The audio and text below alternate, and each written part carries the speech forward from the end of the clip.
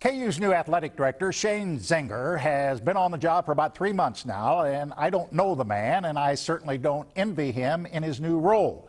What a mess he inherited at KU. It's one thing to be surrounded by incompetent people, but when you're dealing with a bunch of crooks and thieves, that's a double whammy.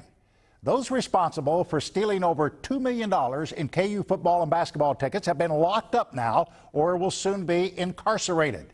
The whole ordeal has left a horrible stain on the KU athletic department. Give Zenger credit. He's trying to clean it up as quickly as possible and restore at least some likeness of credibility. There was some good news over the weekend in all this for the beleaguered athletic department. Zenger hired a guy by the name of Terry Mohajir to run the marketing side of the department and take control of the all-important Williams Educational Fund. The Williams Fund, by the way, is where all the stealing took place. Mohajir replaces Ben Kirtland, who was hired at KU by Lou Perkins. It was Kirtland, you might recall, who boldly pronounced that overseeing the KU ticket operation for Perkins was like working in a candy store. These people were stealing lots of money for 5 years. Kirtland and his co-conspirators will now have about 5 years in the slammer to think about what they did.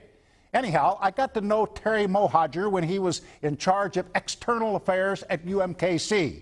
He was also on Glenn Mason's football staff at KU in the early 90s. He's a great communicator, a tireless worker. Mohajir is one of the most unpretentious people I know in collegiate athletics.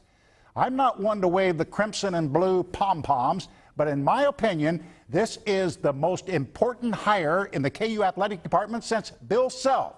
If anyone can clean up that shop at Mount Oriad, Terry Mohajir is the man to do it. That's Jack Smack.